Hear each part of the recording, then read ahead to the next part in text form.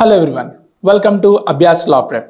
So ఈరోజు మనం మాట్లాడుకోపోయే topic ఏంటంటే క్లాట్ 2025 అప్లికేషన్ వచ్చేసింది కాబట్టి సో దాని అప్లికేషన్ ప్రొసీజర్ ఎలా ఉంటుంది అంటే మనం ఏమేమి డాక్యుమెంట్స్ ముందుగా రెడీ చేసుకోవాలి, ఎలా ఫిల్ చేసుకోవాలి, ఎలా ప్రొసీడ్ అవ్వాలి, ఫైనల్గా ఎలా సబ్మిట్ అవ్వాలి.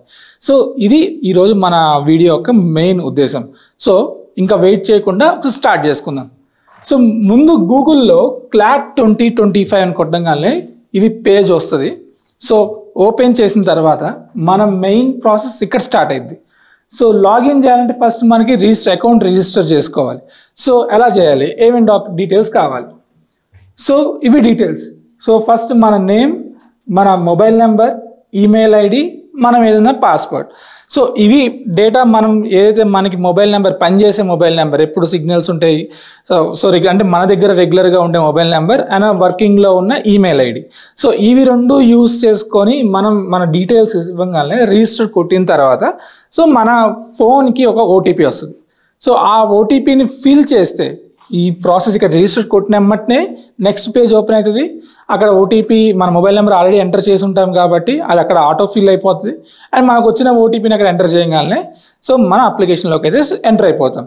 సో అప్లికేషన్లోకి ఎంటర్ అయిన తర్వాత సో రెండు డీటెయిల్స్ అడుగుతారు. ఏది ఈదర్ మనం 5 years ఎల్ఎల్బి ప్రోగ్రామ్ కోసం అప్లై చేస్తున్నామా లేదా 2 years ఎల్ఎల్ఎం ప్రోగ్రామ్ కోసం అప్లై చేస్తున్నాం. ఎందుకంటే ఈ PG students and UG students ఇద్దరికి ఒకటే పోర్టల్, ఒకటేసారి ఎగ్జామ్ ఉంటుంది. సో కాబట్టి సో మనం చూస్ చేసుకోవాల్సిన ఆప్షన్ ఏంటి, మనం ఇంటర్ నుంచి బిఏ ఎల్ఎల్బి చేద్దాం అనుకుంటున్నాం. సో 5 years ఎల్ఎల్బి ప్రోగ్రామ్ని సెలెక్ట్ చేసుకుంటాం. సో సెలెక్ట్ చేసుకున్న తర్వాత సో ఇక్కడ మనం మన యాక్చువల్ డీటెయిల్స్ మొత్తం ఫిల్ చేస్తాం. మొత్తం 5 sections ఉంటాయి. సో ప్రతి సెక్షన్లో ఏమేమి ఫిల్ చేయాలో ఒకసారి చూద్దాం. సో ఫస్ట్ మన పర్సనల్ ఇన్ఫర్మేషన్. సో ఇది ఓపెన్ చేయాలంటే ఫస్ట్ మీ దగ్గర ఫోటో రెడీగా ఉండాలి, మన పాస్పోర్ట్ సైజ్ ఫోటో రెడీగా ఉండాలి అండ్ మన సిగ్నేచర్. ఇవి రెండు, సిగ్నేచర్ ఒక పేపర్ మీద రాసి ఫోటో తీసి పెట్టుకుంటే దాన్ని మనం అప్లోడ్ చేసుకోవచ్చు. సో ఫోటో అండ్ సిగ్నేచర్ ముందు రెడీ చేసి పెట్టుకున్న తర్వాత నెక్స్ట్ మీ రిజర్వేషన్. సపోజ్ ఓసీకి అయితే ఎటువంటి సర్టిఫికేట్ అవసరం లేదు, బట్ ఈడబ్ల్యూఎస్ క్యాండిడేట్స్కి, ఓబీసీ క్యాండిడేట్స్కి, ఎస్సీ ఎస్టీ క్యాండిడేట్స్కి, ఫిజికల్ హ్యాండిక్యాప్ క్యాండిడేట్స్ వీళ్ళందరికీ సపరేట్ సర్టిఫికేట్ ఉంటుంది. సో ప్రజెంట్ ఈ 3 రెడీగా పెట్టుకోవాలి.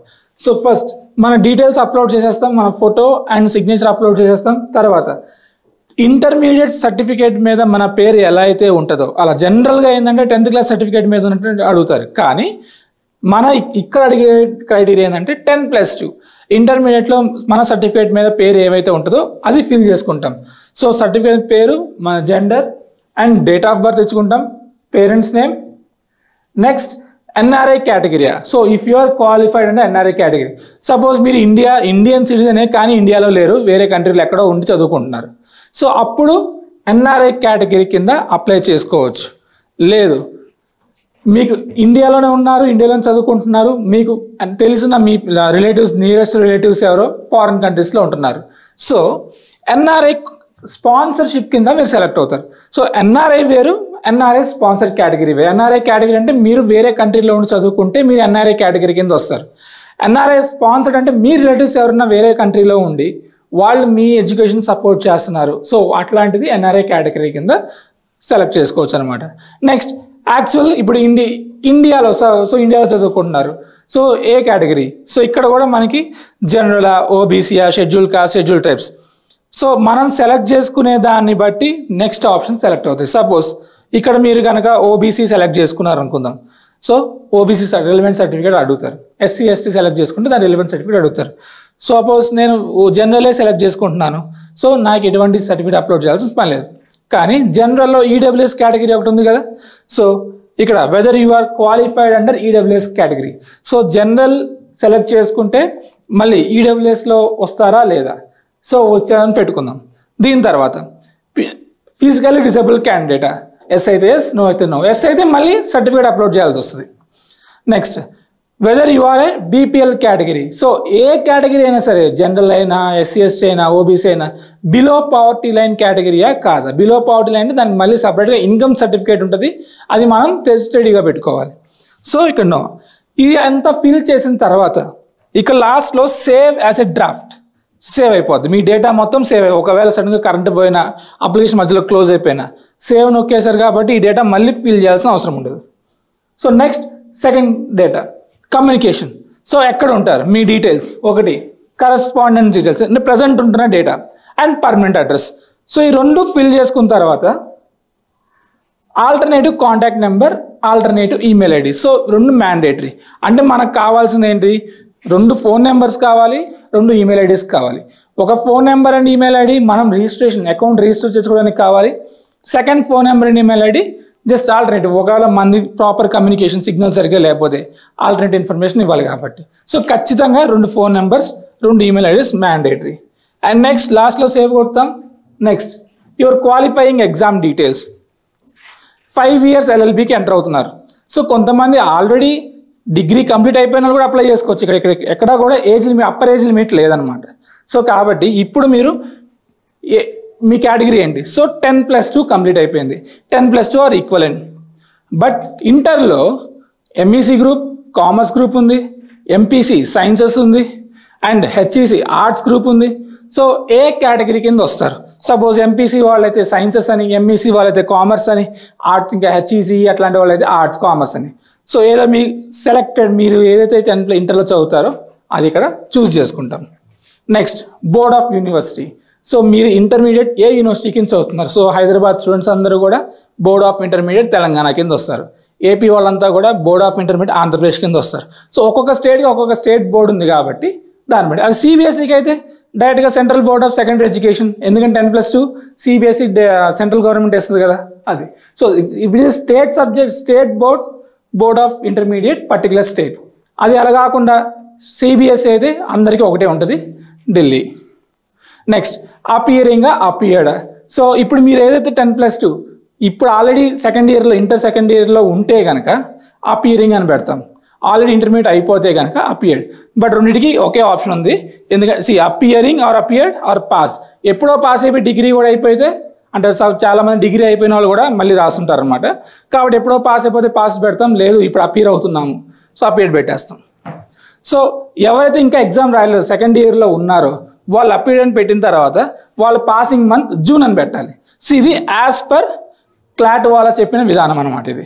సో ఇంకా ఎగ్జామ్ రాయలేదు, సెకండ్ ఇయర్లో ఉన్నారు, సెకండ్ ఇయర్ చదువుతున్నారు, ఎగ్జామ్ డిసెంబర్లో అయిపోద్ది కాబట్టి మీరు ఎప్పుడు సెకండ్ ఇయర్ పాస్ అవుతారు అంటే క్లాట్ కన్సోర్షియం చెప్పినట్టు జూన్ అని డేట్ అప్లై చేయాలి. Year of passing 2025. అండ్ ఇక్కడ ఫిల్ చేయాల్సిన అవసరం లేదు, ఆల్రెడీ పాస్ అయిపోయి ఉంటే ఇక్కడ పాస్ అని పెట్టి ఉంటే ఫిల్ చేయాలి. సో ఇంకా అపియరింగ్ ఆర్ అపియర్డ్ కాబట్టి ఫిల్ చేయాల్సిన పని లేదు.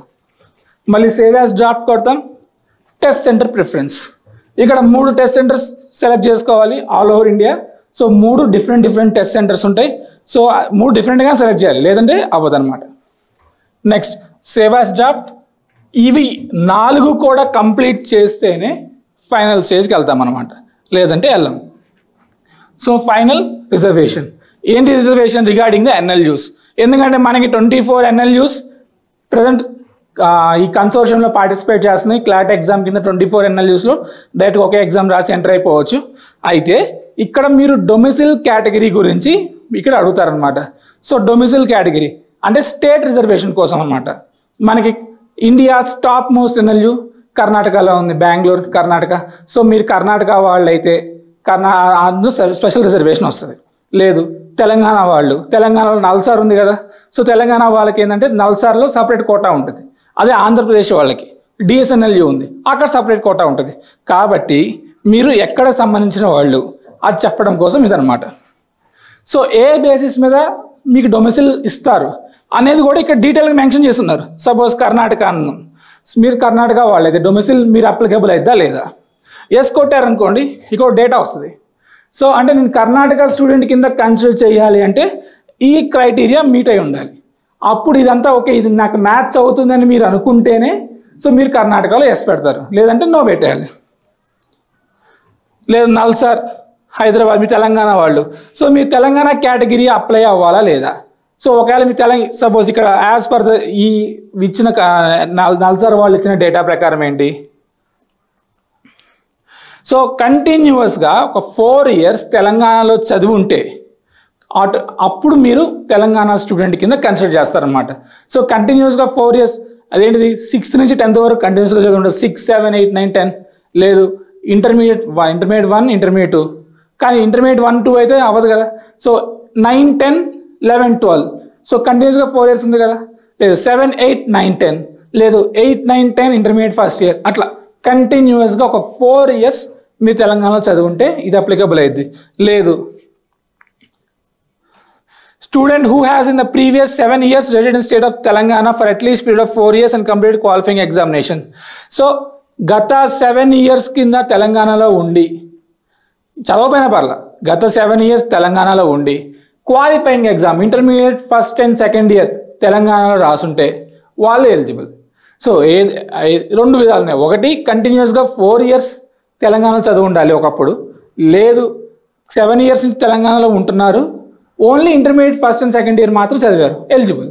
సో అదనమాట. సో ఈ 2 క్రైటీరియాస్ మ్యాచ్ అయితే 4 సార్లు మీకు సపరేట్ రిజర్వేషన్ వస్తుంది. లేదు మీరు ఆంధ్రప్రదేశ్ స్టూడెంట్స్ అనుకోండి, సో కింద డిఎస్ఎన్ఎల్యూ ఉంటుంది, డిఎస్ఎన్ఎల్యూ మీరు సెలెక్ట్ చేసుకుంటారు. దామోదరం సంజీవయ్య, సో డిఎస్ఎన్ఎల్యూ ఇక్కడ criteria. So you will need to produce relevant supporting document at the time of admission టైంలో మీరు ఒక డాక్యుమెంట్ సబ్మిట్ చేస్తే సరిపోద్ది. సో ఇక్కడ స్పెషల్ క్రైటీరియా ఏం మెన్షన్ చేయలేదు. సో ఇదనమాట. సో ఇలా ప్రతి ఆప్షన్కి మీరు ఎయిదర్ ఎస్ కానీ నో కానీ సెలెక్ట్ చేసుకోవాలి, అప్పుడు మాత్రమే ఇది సబ్మిషన్ అయ్యింది, అప్లికేషన్ సబ్మిషన్ అయ్యింది అనమాట. సో ఫస్ట్ మీరు తెలంగాణ స్టూడెంట్స్ అయ్యి ఉంటే సో మిగతావన్నీ నో పెడతారు, ఓన్లీ తెలంగాణ ఎస్ పెడతారు. లేదు మీరు ఆంధ్రప్రదేశ్ స్టూడెంట్స్ అయ్యి ఉంటే మిగతావన్నీ నో పెట్టి డిఎస్ఎన్ఎల్ మాత్రం ఎస్ పెడతారు. సో ఇవి అన్నీ ఫిల్ చేసిన తర్వాత లాస్ట్లో మళ్ళీ మనకి కొన్ని ఆప్షన్స్ ఉన్నాయి. ఇది ఇప్పుడు ఎన్ఆర్ఐ కానీ ఎన్ఎల్యూ స్పాన్సర్డ్ కేటగిరీ కానీ, ఎన్ఆర్ఐ కానీ ఎన్ఆర్ఐ స్పాన్సర్డ్ కేటగిరీ కానీ పేరుకి ఎగ్జామ్ రాస్తారు, ర్యాంక్ వస్తుంది, కానీ వాళ్ళకి సీట్లు మాత్రం సపరేట్గా యూనివర్సిటీకి వెళ్ళి అప్లికేషన్ పెట్టుకుంటేనే కన్ఫర్మ్ అవుతుంది, లేదంటే అవ్వదు. పేరు నామకే వాసి ఏదో పేరు కోసం ఒక ర్యాంక్ అనేది మీకు ఇస్తారు, కానీ రెగ్యులర్ మెరిట్ కోటాలని కన్సిడర్ చేయరు అనమాట. ఎందుకంటే వాళ్ళ ఫీజు అన్నిటి సపరేట్ స్ట్రక్చర్ ఉంటుంది కాబట్టి. లాస్ట్లో ఐ డూ హియర్ బై అంటే మనం ఇచ్చిన డేటా మొత్తం కరెక్ట్ అని టిక్ పెడతాం, ఇక్కడ మీ కన్సెంట్ ఇస్తున్న టిక్ పెడతాం, లాస్ట్లో ఫామ్ సబ్మిట్ కొట్టేస్తాం. సో సబ్మిట్ కొట్టేస్తే please select state level, so state level reservation వస్తుంది కదా. సో ఫామ్ సబ్మిట్ చేయగానే మీకు పేమెంట్ కోసం ఆప్షన్ ఇస్తాడు, మేక్ పేమెంట్ అనేది. సో మళ్ళీ జనరల్ కేటగిరీకి అయితే ఒక పేమెంట్ ఉంటుంది, ఓబీసీ వాళ్ళకైతే ఇంకో అదే ఎస్సీ ఎస్టీ పీడబ్ల్యూడీలకు ఇంకో పేమెంట్ ఉంటుంది. సో కాబట్టి అవన్నీ మళ్ళీ సపరేట్ లింక్ ఓపెన్ అయితే ఆ పేమెంట్ కోసం అక్కడ మీ card details bank account details enter చేయగానే మీ డేటా సబ్మిట్ అయిపోద్ది, అప్లికేషన్ సబ్మిట్ అని ఒక మెసేజ్ వస్తుంది. సో దాని నుంచి ఫ్యూచర్ మీకు ఇంకా నెక్స్ట్ టైం ఏ స్టెప్స్ తీసుకోవాలి ఉంటుంది. ఇక్కడ ఇంకో ముఖ్యమైనది ఏంటంటే 24 NLUస్కి కూడా మనకి ప్రిఫరెన్స్ ఆర్డర్ అడగలే ఈసారి. సో ప్రిఫరెన్స్ ఆర్డర్ కోసం మళ్ళీ ఇంకొక నెక్స్ట్ ఆప్షన్ ఇస్తాడనమాట, అక్కడ మనం అప్లై చేసుకుంటాం. అండ్ ఈ డేటా మొత్తాన్ని కూడా మనకి అప్లికేషన్ క్లోజ్ అయ్యేంత వరకు ఎడిట్ చేసుకునే ఆప్షన్ ఉంది. సో కాబట్టి మీరు ఎటువంటి కంగారు పడాల్సిన అవసరం లేదు, జాగ్రత్తగా మీరు డేటా ఫిల్ చేసుకోండి. ఒకవేళ ఏదైనా తప్పు కొట్టినా తర్వాత మళ్ళీ మనకి ఎడిట్ చేసుకునే ఆప్షన్ ఉంది కాబట్టి ఎటువంటి భయం లేదు. ప్రిఫరెన్సెస్ మాత్రం ఇప్పుడు ఇవ్వలేదు, ఫ్యూచర్లో మళ్ళీ ప్రిఫరెన్సెస్ వచ్చే ఛాన్స్ ఉంది. సో ఇది అప్లికేషన్ ప్రొసీజర్. దీనికన్నా ఇంకేమైనా డౌట్ ఉంటే మీరు ఎప్పుడైనా సరే అభ్యాస్ లా ప్రెప్ కింద డీటెయిల్స్ మెన్షన్ చేస్తాం, ఎప్పుడైనా కాంటాక్ట్ అవ్వచ్చు, మేము మీకు సపోర్ట్ చేస్తాం. Thank you.